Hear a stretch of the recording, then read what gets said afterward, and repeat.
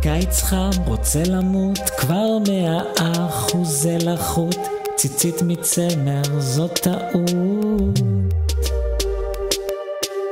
ואין מצב לים עכשיו, החוף שלנו מעורב, זה לא מתאים לבן של רב. כשאתה כמו כוס חמים, המזגן כבר לא זמין, הנה נשק יום מדהים בתוך שקית כחולה עם ריצ'ראץ'.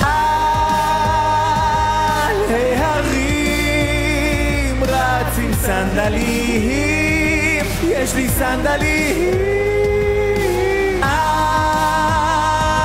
אבא שלי גם אוהב לשים סנדלים עם גרביים ברוטים. שפרה גרנית לא היה איתה מזל עד ששמתי סנדל. גם רבנים קצת זקוקים לחופש נעים עם הסנדלים.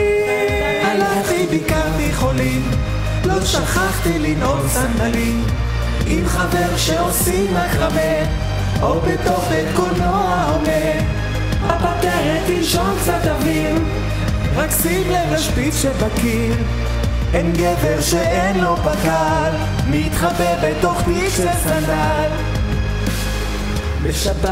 בשבת אחרי מנחה, ביום כיפור זה לא אסור, זה כן אסור. וואי וואי אין, וואי וואי וואי אין, וואי וואי על, וואי וואי וואי על, וואי וואי זה, וואי וואי וואי זה, אין על זה, אין על הסנדל. כשאני יוצא מזה אני קונה סנדלים לכולם, גם חיל רגלים על מוקשים מדלגים עם הסנדלים.